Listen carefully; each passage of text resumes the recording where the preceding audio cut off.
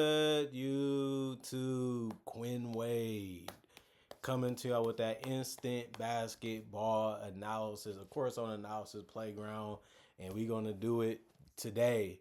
And we're gonna talk about this Cleveland Cavaliers and the Chicago Bulls game that was very, very good. Cavaliers 7-3. The Bulls are now 6-3. They coming back to earth. They're losing more games lately, but we knew that the Bulls was gonna have some troubles, and they still missing some players too. But the Cavaliers 128-122, Cleveland 32-29 in that first quarter. But Chicago really came on strong, 43-24 in that second quarter. But Cleveland came right back, 40-26. And then in the fourth quarter, 32-24 in favor of the Cleveland Cavaliers. Made a lot of sense because Cleveland do have more offensive firepower and they do have the better players, and that's kind of how it played out in that fourth quarter. But the Bulls tried and they fought. It just wasn't enough. Even though they did have the lead, they ended up losing it, and then they ended up getting beat at the end of the game. Isaac Okoro, 33 minutes, 19 points, 4 rebounds, 1 on his offensive, 3 assists, 1 turnover, 5 of 7 from the field, 71%, 3 of 4 from 3, 75%, and 66% from 66 of 6 from the free throw line. 3 personal fouls and a -9 and plus minus. Great game, just really game, good shots, and he just had it going, and they kept finding him. They had to leave somebody open. They wanted him to be that guy, and it just didn't work in their favor in the beginning and sometimes throughout the game. But it didn't matter because the Cavs ended up getting the win. Matas was locked down in this game, but he only played 18 minutes for the reasons y'all know. But 4 points, 4 rebounds. He did have 4 personal fouls and 3 turnovers. He was 1 of 6 from the field. That's 16% and 0 of 3 from the 3-point line.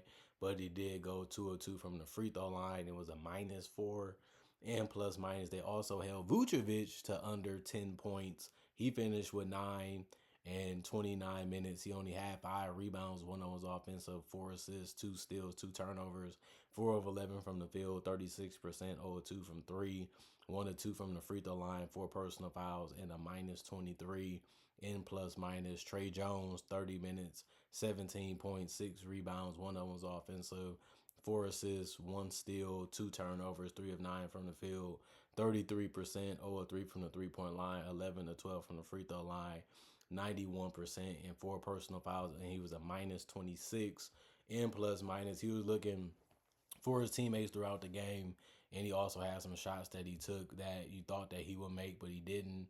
And it's just part of the game. It happens that way. Even if you open, you have a good chance of missing 2. And he missed all his threes, but he did get majority of his points from the free throw line, and that's where you actually want them from.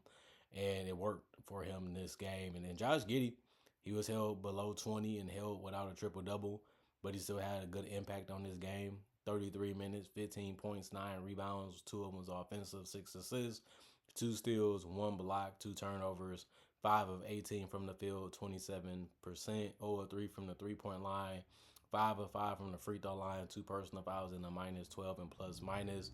Jalen Smith, 19 minutes, 18 points, 11 rebounds, a double-double, 2 of them was offensive, 4 assists, 1 block, 1 turnover, 6 of 6 from the field, 4 of 4 from the 3-point line, and 2 of 2 from the free throw line, 2 personal fouls, a plus 17 in plus minus. The scoring was really there, and the rebounds. I mean, Jalen Smith has just been amazing for the Chicago Bulls. He's given them everything they wanted and then more on both ends of the court, and you have to love it. You have to respect it for that reason.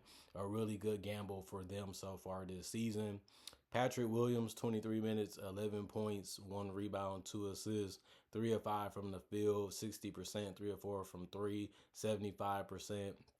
2 of 2 from the free throw line, 1 personal foul, a plus 10 and plus minus. Julian Phillips, 4 minutes, 3 rebounds, 1 block, 0 of 1 from the field, 1 personal foul, plus 4 and plus minus for him. Didn't do much.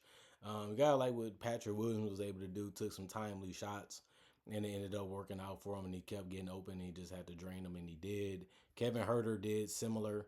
29 minutes, 15 points, 3 rebounds, 3 assists, 3 steals, 1 block, 1 turnover, 6 of 10 from the field, 60%, 2 of 4 from three, 50%, 1 of 2 from the free throw line, 3 personal fouls, and a +2 and plus minus. He just was really, really good in this entire game. They really came to play. He was a big person that they was relying on, and it ended up working out for them, throughout this game sometimes. The defense was there from Kevin Herter. He tried the best he could, got in a little bit of foul trouble here and there, but his shot making ability was there. You can say the same thing about Ayo Dosunmu. He's been good this year for them too. 23 minutes, 14 points, 3 rebounds, 1 assist, 1 turnover, 5 of 11 from the field, 45%, 1 of 2 from 3, and 3 of 3 from the free throw line, 1 personal foul, a +11 and plus minus, 49 rebounds, 27 assists, 8 steals, 4 blocks, 13 turnovers, 38 of 84, 45%, 13 of 29, 44%, 33 of 36, 91% from the free throw line, and 25 personal fouls. And then the Cleveland Cavaliers, they got themselves in some trouble. They ended up getting in the hole, and they found a way to get out. And they did it before the game was over, and that's something that's impressive and tough to do, especially against a team that is really resilient.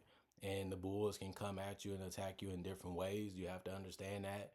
And they kept them contained enough to be able to pick this one off of them. And DeAndre Hunter played a big part in that. 30 minutes, 29 points, 4 rebounds, 1 on his offensive, 2 assists, 1 block, 3 turnovers, 10 to 16 from the field. 62% there, 4 of 8 from 3, 50%, 55 of 7 from the free throw line, 71%, 2 personal fouls, a +23. The 3 ball was dropping, the mid range was dropping, getting to the basket also happened for him. He has really been a great addition to their team since they got him, and I just want to see if he's going to continue to start and if he can continue to keep it up. Jared Allen didn't get a lot of rebounds in this game. It wasn't a lot out there to be had, if we're going to be honest. But 25 minutes, 11 points, 3 boards, 2 of them was offensive, 2 assists, 1 steal, 2 blocks, 2 turnovers, 4 of 8 from the field, 50%, 3 of 6 from the free throw line, 50%, 2 personal fouls, and a +3 and plus minus. He did what he needed to do, which was be on the court and just bring, some type of structure to the offense and the defense, and he ended up doing that. You could say the same about Evan Mobley. Played 34 minutes, 24 points, 8 rebounds, 2 of them was offensive, 5 assists, 1 block, 1 turnover, 9 of 14 from the field, 64%, 1 of 4 from 3, 25%, 5 of 7 from the free throw line, 71%, 3 personal fouls, and a +17 and plus minus. He scored at the basket. He tried to score from the perimeter. Sometimes it worked, sometimes it didn't, but that's how his season has been going. They need him to continue to step up. He's a big part of what they do. He's going to be a big part of their future. And we just have to see him continue to evolve and adjust to the game and try to dominate it more. Donovan Mitchell, he's going to get his. He took 24 shots in this game, 29 points, 6 rebounds, 6 assists, 1 steal, 2 turnovers. He was 10 to 24 from the field, 41%. But he also was 5 of 12 from 3, 41%, and 4 of 4 from the free throw line. 2 personal fouls. He was a +14 and plus minus. He's a tough cover because he always comes at you. He forces you to make a decision quickly. And depending on what you do, he already knows what he's trying to do. So he's always one step ahead of you. And that always usually works for him. And it did in this game, especially from 3. Jalen Tyson, 31 minutes, 17.7 rebounds. 1 of them was offensive, 3 assists, 2 steals, 2 blocks.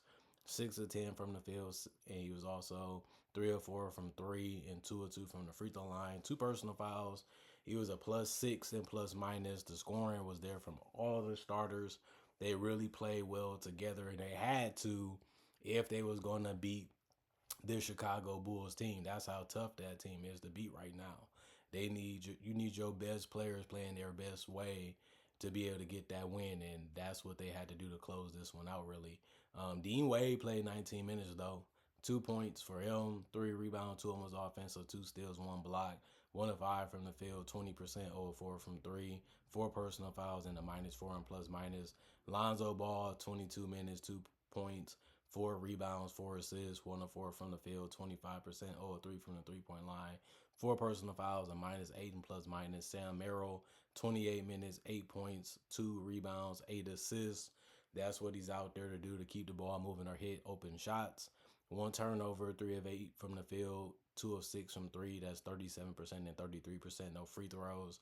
3 personal foul, +6 and plus minus. Craig Porter Jr. 4 minutes, 1 assist, 2 personal fouls, a -11 in plus minus. Tyrese Proctor 13 minutes, 6 points, 2 rebounds, 1 assist, 2 of 5 from the field, 40%.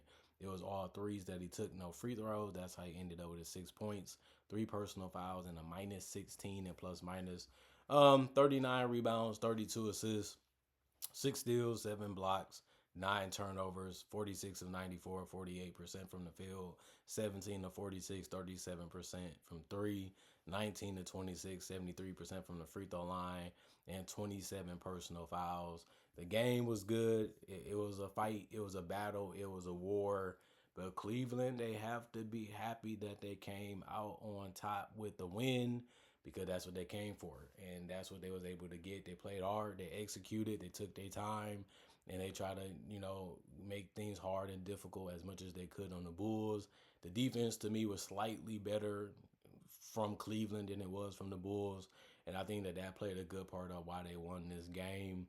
But that's how it should have been. And, I would say Cleveland just a little bit of a higher level than the Bulls. And we seen a lot of that happen in this game. And, they ended up working to the advantage of the Cavs, and that's how they got it done. But the Bulls, they're doing a lot of things right, and that's why they always in games, and that's why they always have a chance to win them. So you have to be happy about that it wasn't a blowout or it wasn't a spanking. It was a good game, and they really showed that they could be coming up next against, a team like Cleveland, and playing like this. They have a good chance of being a good team in the future. They got off to a great start. They're doing a lot of things right, and all you can hope is that they can keep adding more pieces, adding more depth, and just be a team that can possibly be a contender in the Eastern Conference to possibly win a title. That's what you're building for. That's what you're developing these young players for. That's what you're playing these type of lineups for. And hopefully it works out for them in the future. Comment, like, subscribe, share, hit the notification bell to get the analysis when it first comes out. I also do make conversation videos just like this about various other NBA only topics. I also do breakdowns with real footage of legends, current legends, rookies, and also future stars. I also do mock draft and draft coverage too. So you love this type of content, you need it in your life, this is the channel for you. I'll tell you that much. Other than that, thanks for watching. Thanks for checking out the channel. And thanks for the love, and thanks for the support, and thanks for having respect for me and what I have to say about this beautiful game of basketball. Other than that, I'm gone for now. Peace. And I'll see you guys later today with more analysis, hopefully.